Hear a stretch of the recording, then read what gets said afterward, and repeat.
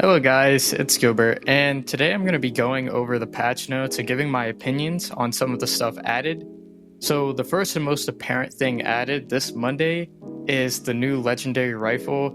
It's lightning and medium, just in case lightning and medium wasn't meta enough. Here's what it looks like. I'm not going to show how it works. Go check out Punchy's video to see it in action. They also added in a new rifle called the Summer Rifle. The rifle is pretty much just a mid-game rifle, for those of you who want to progress with one.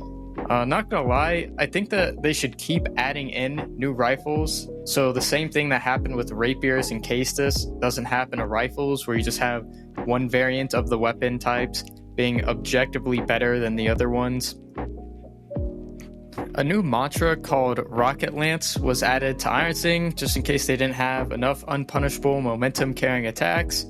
Go check it out in Supa's video that showcases it.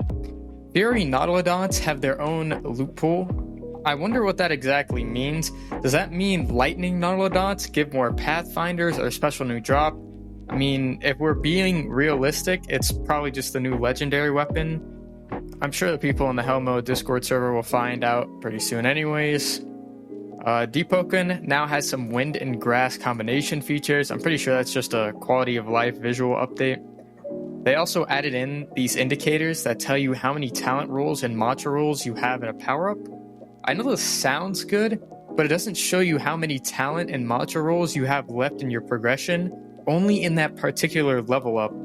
So this honestly could have been such a useful feature. Like, if it showed you how many talent and mantra rolls you had in your entire progression, you would be able to accurately use your roll 2s and pick only the amount of mantras you need. Hopefully they actually add that in, but let's move on. They added in an accessory called the Whaler's Scarf. Maybe it'll have a unique talent, or maybe it'll just be another copy and paste of another scarf, reskinned. Who knows? Alright, let's move on to the most important part, the balancing.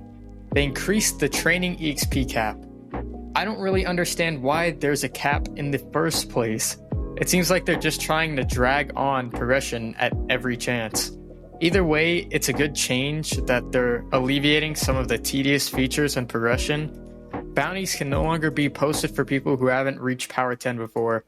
This is a good change, but honestly, Voidwalker bounties shouldn't even be able to be placed on people who aren't Power 10 or higher, period. Like, I'm tired of getting jumped by people who think they're super or something, maxing their legendary weapon stat at the start of their progression and just killing me straight out of trial.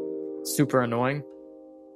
Allies in Chime are based off of your party. So this is a good change. There's nothing really to say about that other than why wasn't that a thing since the start? You know, if you're going to release a game mode, at least release it finished. Also, it says that it ignores Vow. So does that mean someone can just like command sleep you and log before they lose a skull? Like, I'm genuine. I guarantee you that's going to be a video. All right, but that's whatever. So seems a little suspicious, honestly. Rainspire now has infinite uses, so you know, fuck all the people who used it. Actual bozos. Pretty good change though. Potions have PvE damage scaling now for all of those potion PvE builds. You know. Also, projectile bullets now have weapon scaling. That is actually crazy. So you're telling me that this entire time guns were doing base damage on the one unique feature they have. You know, the whole reason you use guns. Anyways, Needle Raj slightly tracks now, but Blast Spark variant is better, so that's kind of pointless. Here's a big one. New rods can't proc while in Jailer stun. This is great, but it's not the solution. Right away, it doesn't solve any of the problems with Jailer at all. The mantras still don't have auto parry frames, but they're all multi-hit, and the balancing seems so confused around Iron Singer. Why, if you can confirm damage off of landing hits, would you not have auto parry frames? Against the attunement that has 7 multi-hit mantras, at least make the mantras actually parryable before you reward them with confirmable damage. Moving on, the bullshit Flame Charm mantra now has end lag. This one is super good considering you could just throw out the super fast mantra with insane damage and posture damage. Illusory Servants works against mobs now. This one I actually think is pretty cool. Maybe we'll see some like cracked PvE builds with Vision Shaper, but I don't know, probably not. Flare Blood Kama's requirements were reduced. I genuinely don't get why they did this, because the whole point of Flare Blood Kamas is that they have crazy damage when you get a lot of intelligence and light weapon. So it's not like anyone needed this. I don't really get why they always do stuff like this in the weekly updates. It's literally just doesn't change anything. It's 5 points. Static Fake Out got nerfed because it was just, it was just 2 OP guys, right? Right, guys? The one-shot Caltrops thing is fixed with the new addition of a cooldown. You step on a Caltrop. I mean, that is pretty self-explanatory, isn't it? No more one-shotting. Honestly, I got Spark Swapped in the depths recently, and I thought it was over, so that's actually really good. Clutching Shadow being unparryable is fixed. Too bad the devs think it's a random, inconsistent behavior, because at Deepwoken Incorporated, we don't like thoughts or ideas.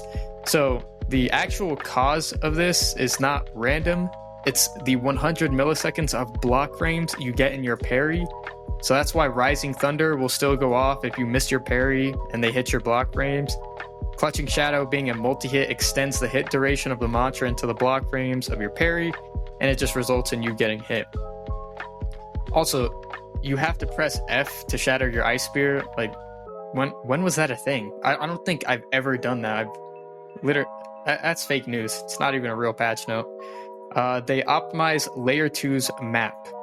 They literally had random floating islands of terrain. That actually shouldn't have been there in the first place.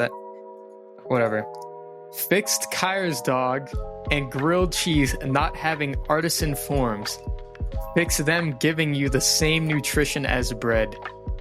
Just in case being a chef in Deepwoken wasn't pointless enough, it literally didn't do anything. So, all those chef builds can go burn in hell. They fixed the shrine glitch. That's pretty much what that says. Not even going to cover that disgrace of a copy and paste mantra. It's just literally they don't even deserve it. Okay. Gravity Field pushed people out of FF. I'm sure scammers are crying tonight. Pocket bombs were unobtainable. Wow, that's just unbelievable. A memory leak with Resurrection Bell. I don't know what that means, but it sounds pretty damn serious. Like, how do those two things correlate anyways? That's actually beyond me.